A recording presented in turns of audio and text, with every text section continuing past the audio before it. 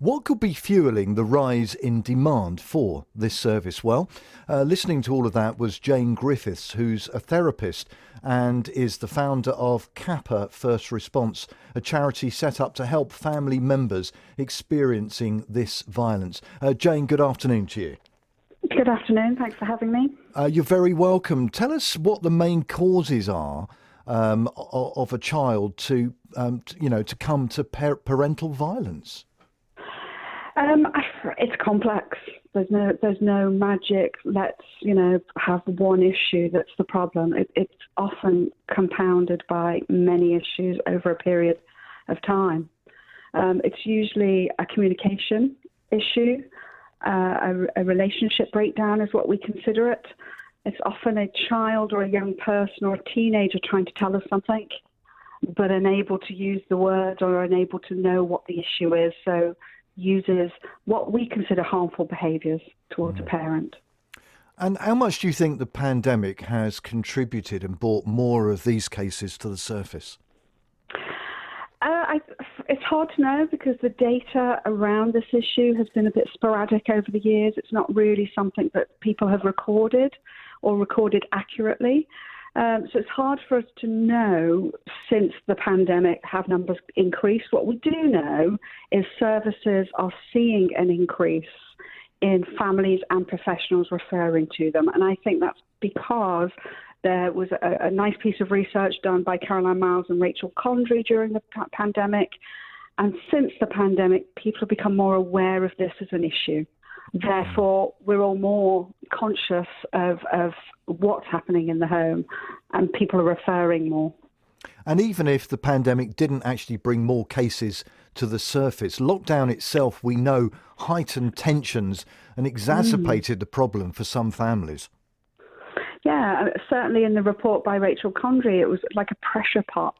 For some families where the behaviour was an issue, it actually reduced because the tension between parents and children had gone. You didn't have to get a child to get up to go to school. You didn't have a child to go to bed. You didn't have a child to come off a computer. So those tensions were gone. But for many families, being in the same environment where you couldn't leave the house, it just created a pressure pot of an explosion. And I'm getting referrals today, literally today, getting referrals from families saying, since COVID, the behaviour has become very violent and harmful to not only me, but to siblings. Jane, I wonder if, as well, it must be incredibly difficult for some families even to seek help. They know there's a problem, but it's very, very hard to say you've got problems like this in your family. It does. Terminology is really important when we're working with families because it does create a huge barrier. At Capa, we use harmful behaviours in the home towards a parent as opposed to abuse or violence. And that's because it does create a huge barrier. When you've got a child as young as 4 or 5 who's using these behaviours in the home, terminology is really important. I think you spoke earlier, your guest I just heard, around the shame experienced and also for the fear of being blamed. So, many professionals are new to this area as well. So understanding what a family needs is really important. And if a parent often comes to a service and asks for support and is told it's a parenting issue, it must be something with your parenting, then it's another huge barrier for parents seeking support where they already feel to blame. They already feel they've done something wrong. Really difficult. And we know as well that some of these cases, of course, can be linked to other undiagnosed health conditions. What sort of things are we talking about there? Well, certainly in the service at Capa, we're seeing a lot more families coming through where there's a neurodiverse issue. So Asperger's, autism, learning difficulties, neurodiverse issues coming in where families and parents are really struggling and children are struggling to understand what that is. So we're certainly seeing lots more referrals. Anxiety, mental health has a big increase that we've seen in our service as well. Do you think as well, Jane, I just wonder whether some parents are worried about getting help because they fear their child might be potentially criminalised or even taken into care because of this? Yes. Certainly some services that we work with, or parents that we work with, who don't want to seek support because they don't want their child to be criminalised. They don't want them to have a record. Children often use this behaviour, whether they're a teenager, adolescent, or under the primary age, use this behaviour to communicate an issue that's going on. And the last thing they need is to be criminalised and told for what they're trying to put across to their parents or share with their parents, although they're doing about it in the wrong way. The last thing they need is the police to come in and start criminalising them, because it's not helpful. You're criminalising a child for an emotional issue, a relationship issue. Not very, very few children are belligerent and lying in bed saying, "How can I be horrible to my parents today to get what I want?" It just doesn't work like that.